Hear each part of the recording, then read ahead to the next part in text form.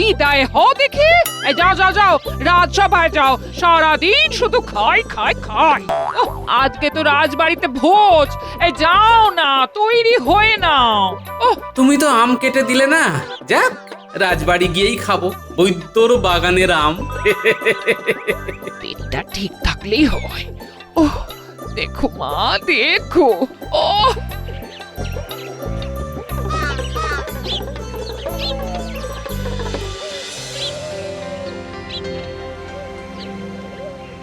প্রতি বছরের মতো এই বছরও আপনাদের মহারাজ তার সভাসদদের কাজের প্রতি সন্তুষ্ট হয়ে একটি ভোজসভার আয়োজন করেছেন। সকলে পেট ভরে খাবেন, কেউ কোনো লজ্জা করবেন না কিন্তু। আমিও লজ্জা করব না। লজ্জা তো নারীর অলংকার, আপনি কেন লজ্জা পাবেন? গোপাল, তুমি একটু খাওয়ার সময় মহারাজের দিকে নজর রেখো। ওনার যে বয়স হচ্ছে, উনি সে কথা ভুলেই যান। তুমি মহারাজের পাশেই বসো গোপাল। রানী, অনেক হয়েছে, আর হাতে হাঁড়ি ভেঙো না তো। এবারে গরম গরম লুচি, আলুর দম, রসগোল্লা, কালো জাম আর ভালো আম দিতে বলো।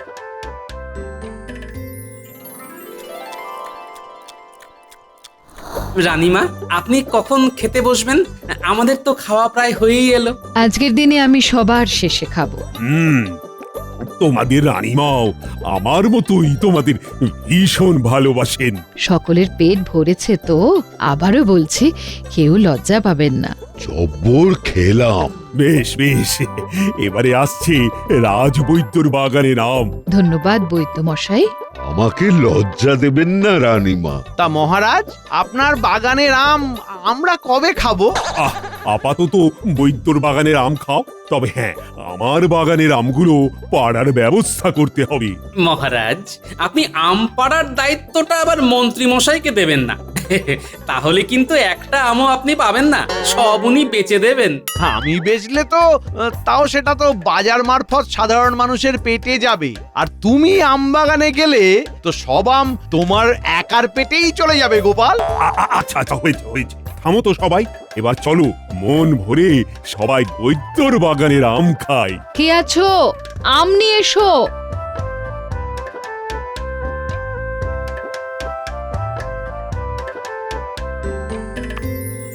ও বাবা, মহারাজের পাতে কত বড় আমের চাকলা, কত ছাড়া আমার পাতে দিতে পারলো না। আহ আহ, কি মিষ্টি আম গো বৈদ্য। হ্যাঁ, খান খান, সবাই মন ভরে খান। সবাই প্রাণ ভরে খাও। মহারাজ এখন ওদিকে গল্পে মত্ত। আমার ছোট আমটা মহারাজকে দিয়ে ওনার বড় আমটা আমি তুলে নেব। আমগুলো সব খেতে লাগছে চিনির মতো মিষ্টি। এক সে বড়কর এক আম, সব বৈদ্যের বাগানের শ্রেষ্ঠ। নিন নিন নিন, এবারে মহারাজ আম খান, আম খান। আমটা আমায় অদল বদল করতেই হবে। ওহ ভগবান, আজ তোমার পরীক্ষা দেখি। মহারাজ ওদিকে তাকিয়ে এই সুযোগে আমটা বদলা বদলি করে নি।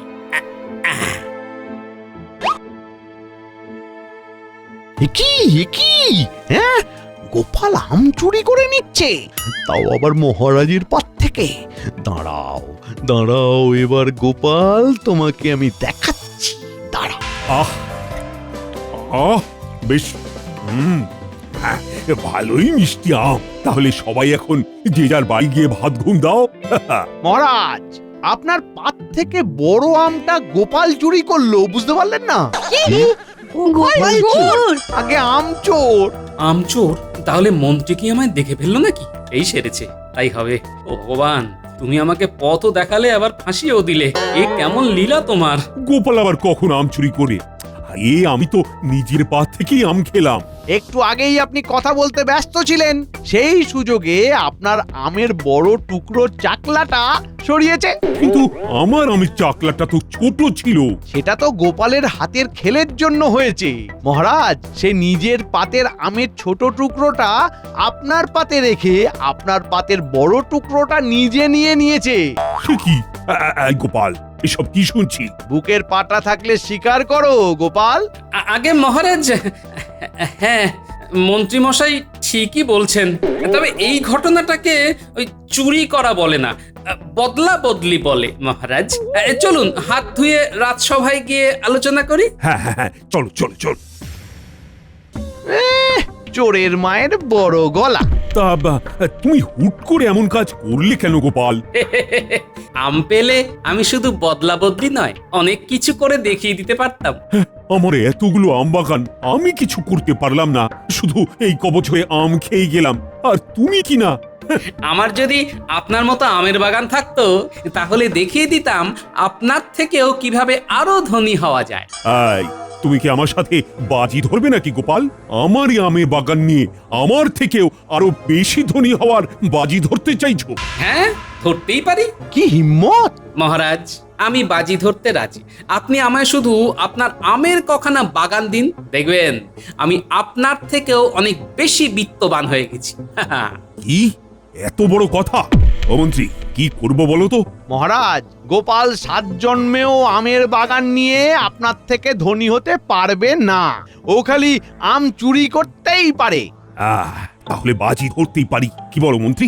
আমি বলছি, চোখ কান বুঝে বাজি লড়ুন মহারাজ, চোখ কান বুঝে। বেশ গোপাল, আমি বাজি ধরছি। আর আমার একটা প্রাথমিক শর্ত আছে, যেটা সকলের সামনে আমি একদম আম বাগানে গিয়ে বলবো। চলো সবাই আম বাগানে চলো।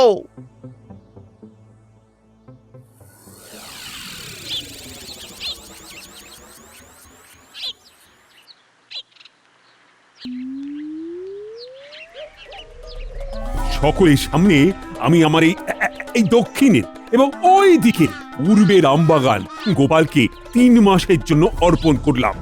গোপাল, ঠিক 3 মাস বাদে যদি তুমি এই বাজি না জিততে পারো তাহলে পরিবার নিয়ে তোমায় এই রাজ্য ছাড়তে হবে। আর মহারাজ, যদি আমি জিতে যাই তাহলে? তাহলে এই রাজ্যের নাম পরিবর্তিত হয়ে তোমার নাম অনুসারে হবে গোপাল নগর। কি রাজি তো? হ্যাঁ মহারাজ, আলবাত রাজি। দেখা যাক পরবর্তী 3 মাসে তুমি আমার থেকেও ধনী হয়ে এই রাজ্যের নাম নিজের নামে করতে পারো, নাকি এই রাজ্য ছেড়ে অন্য রাজ্যের বাসিন্দা হও। হ্যাঁ মহারাজ, সময়ই কথা বলবে। ঠিক 3 মাস বাদে মহারাজের সিন্ধুকে সঞ্চিত মোহর এবং গোপালের আয়ের মোহর গোনা হবে। দেখা যাক কে জেতে আর কে হারে।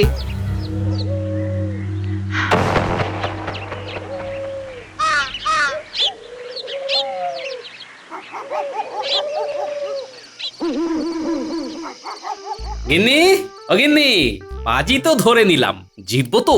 দেখো, জিতবে কিনা জিতবে সেটা আমি জানি না, কিন্তু তুমি যে বাজি ধরার সাহসটুকু দেখিয়েছ তাতেই আমি খুশি। হ্যাঁ হ্যাঁ, চেষ্টা তো করি। মাথায় একটা মোটামুটি পরিকল্পনাও করে নিয়েছি, বুঝলে? কাল থেকে লেগে পড়বো। গিন্নি, তোমাকেও কিন্তু এই লড়াইয়ে আমার সাথে সাথ দিতে হবে। এ তুমি না বললেও পাশে থাকবো, হ্যাঁ, আর বললেও পাশে থাকবো। তুমি আমার বড় ভরসা গিন্নি। বলছি, মেয়ে জামাইটাকে একটু দেখে। ওফ, আবার সেই জামাইয়ের কথা। আচ্ছা আচ্ছা, বুঝেছি। বলছি, এই কালকে কি তোমার সাথে ন্যাপলা গুলটেরা আম বাগানে যাবে নাকি? হ্যাঁ, ওরা তো আছেই। এছাড়াও আরো কিছু জনকে ডেকে নিয়েছি, বুঝলে? 2খানা বাগানের আম পাড়া কি 4টিখানি ব্যাপার।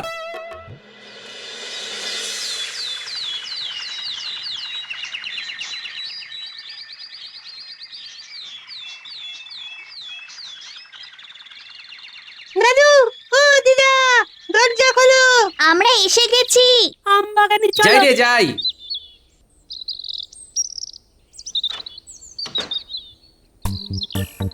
দাদু, তোমার কথা মতো আমাদের সবার জন্যই আম পাড়ার আঁকশি দেওয়া লাঠি এনেছি।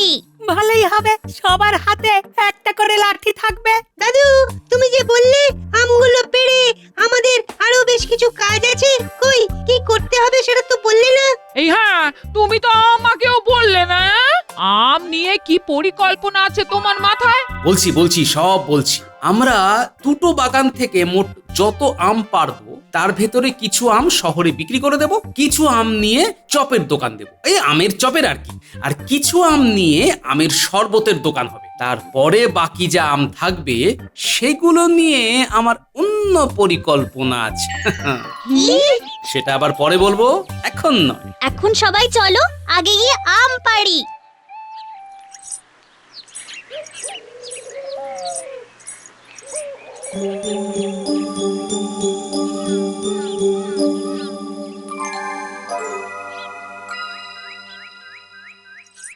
কি মহারাজ, সকাল হতে না হতে মুখ এত গম্ভীর কেন? ছাদ থেকে দেখলাম গোপাল আম বাগান থেকে আম পেড়ে গরুর গাড়ি বোঝাই করে নিয়ে যাচ্ছে। মহারাজ, গোপাল আপনাকে টেক্কা দেওয়ার বাজি ধরেছে বলে মুখ ভার করে আছেন, নাকি আশঙ্কা করছেন গোপাল সত্যি সত্যি যদি আপনার থেকে ধনী হয়ে যায়? কি হয়েছে যদি একটু মন খুলে বলেন। আশঙ্কা করছি, সেই জন্যই তো মুখ ভার। আরে গোপালের মাথায় প্রচুর বুদ্ধি, সেটা তুমি তো জানোই। যদি সে সত্যি সত্যি বাজি জিতে যায় তাহলে কৃষ্ণনগরের নাম বদলে গোপালনগর হয়ে যাবে। ও ভাবো তো, কি লজ্জা। উপরওয়ালাকে ডাকুন যাতে আপনার মান সম্মান বজায় থাকে।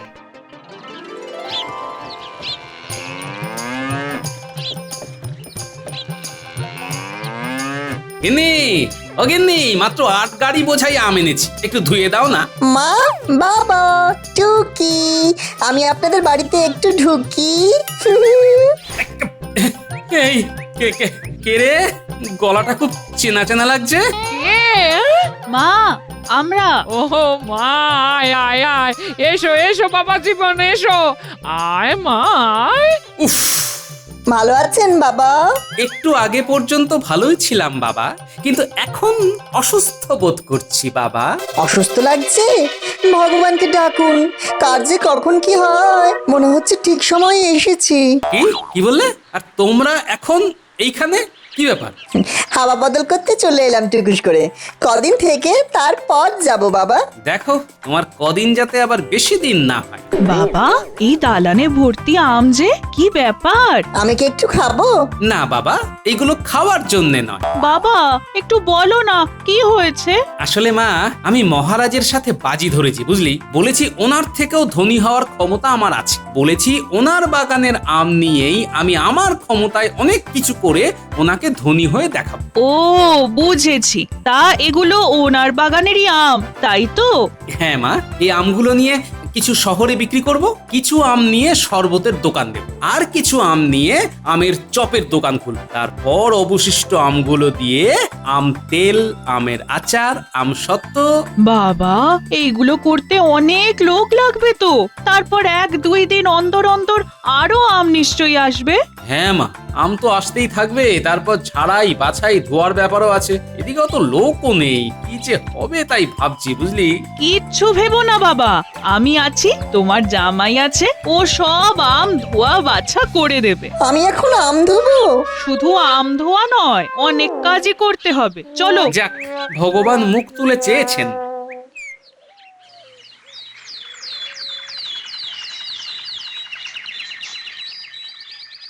তাহলে আমি বেরোলাম। হ্যাঁ, শহরে আমগুলো বেচে ফিরতে ফিরতে প্রায় সন্ধে হয়ে যাবে, বুঝলে। আমিও তাহলে আমের শরবতের ঠেলা গাড়ি নিয়ে বেরোচ্ছি। আমি আর জামাই তাহলে বিকেলের দিকে আমের চপের দোকান খুলতে যাব। হ্যাঁ, সবাই সাবধানে থেকো, মনে রেখো এই লড়াইটা আমাদের মাস 2-3 ধরে করতে হবে। আমরা কখনোই ব্যবসার থেকে অর্জিত টাকা নিজেদের কাজে লাগাবো না। যা রোজগার হবে তাই দিয়েই আবার ব্যবসার মূলধন অর্থাৎ আম কিনবো। মহারাজ ভেবেছেন তুমি একা কি করবে? এখন আমরা সবাই সবাই তোমার পাশে আছি। হ্যাঁ,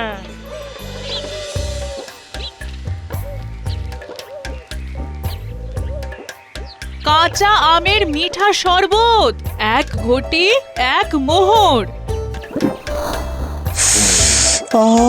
কি দারুণ চপের গন্ধ, খেতে ইচ্ছে করছে। রসে ভরা দারুণ আম, 5 মোহরে 1 সের।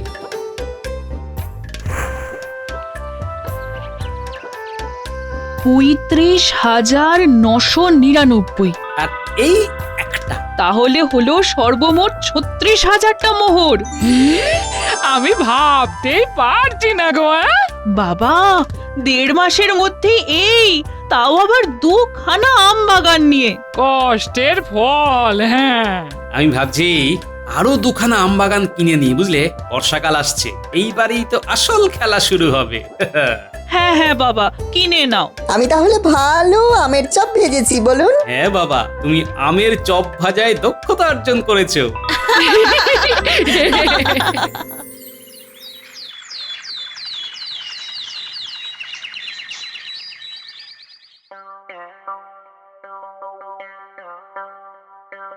কি ব্যাপার গোপাল, এখন রাজসভায় যে? কি ব্যবসা লাটে উঠলো নাকি? আগে না মন্ত্রী মশাই, মহারাজ, আমি আপনার থেকে দুখানা আমবাগান কিনতে চাই। কি? আম বাগান কিনবে? হ্যাঁ। এত সমৃদ্ধি হয়েছে তোমার। এই মন্ত্রী, আমার মোহর গোনো, তারপর গোপালেরটাও গুনবে। 3 মাস হতে পারলো না, এখনই কিনা বাগান কিনতে চায়। মোহর তো গোনাই আছে, আর কত আছে সেটা একটা কাগজের মধ্যে লেখাও আছে। আমি এক্ষুনি সিন্ধুক থেকে নিয়ে আসছি।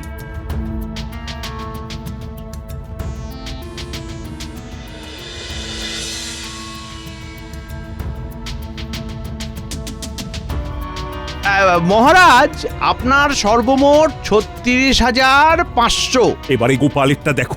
আমি হিসেব করেই রেখেছি মহারাজ, এত মোহর আনতে পারিনি। তা তোমার হিসেবে কত হয়েছে শুনি? মোট 36,000 আছে। কি ব্যাপার গোপাল? 500 মোহরে আমি এখনো এগিয়ে আছি। তুমি কখনোই আমায় টেক্কা দিতে পারবে না। যাও যাও, আমি আর আমবাগান দেব না। ভেবে দেখুন মহারাজ, এখনো 3 মাস হয়নি, তাতেই আমি আপনার ঘাড়ে নিঃশ্বাস ফেলছি। যাকগে, আসি, আমার বরাদ্দ 3 মাস শেষ হলেই না হয় দেখা হবে মহারাজ।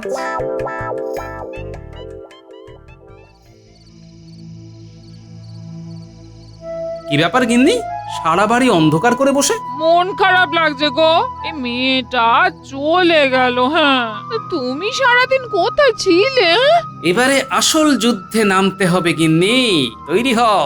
আর এই যুদ্ধে জিতে গেলেই আমি নিজে তোমায় মেয়ের বাড়ি দিয়ে আসবো। কি যুদ্ধ? কিছুই না, অতিরিক্ত আমগুলো দিয়ে এবারে বয়াম বয়াম তোমার এই জাদু হাত দিয়ে আচার আর আম তেল বানাতে হবে গিন্নি। এই আচার আর আম তেল বর্ষাকালে শহরে প্রচুর দামে বিকবে। হ্যাঁ, বলো কি, আমি আম দিয়ে নানা ধরনের আচার বানাবো। হ্যাঁ, আমি আজ শহরে গিয়ে সব খোঁজ নিয়ে নিয়েছি, তোমাকে সাহায্যের জন্য 4 জন মহিলাকেও বলে এসেছি। এছাড়া আমিও হাত লাগাবো। কাল থেকেই অভিযান শুরু। আচার বিক্রি হলেই তো তুমি বাজিতে জিতে যাবে। এখন যে কটা আম আছে সেগুলো দিয়ে আচার বানাও, আর আমি বাজার থেকে 6,000 মোহরের কাঁচা আম কিনে আনবো, সেগুলো দিয়েও আচার আর আম তেল বানাবো, বুঝলে? জয় মা, জয় মা।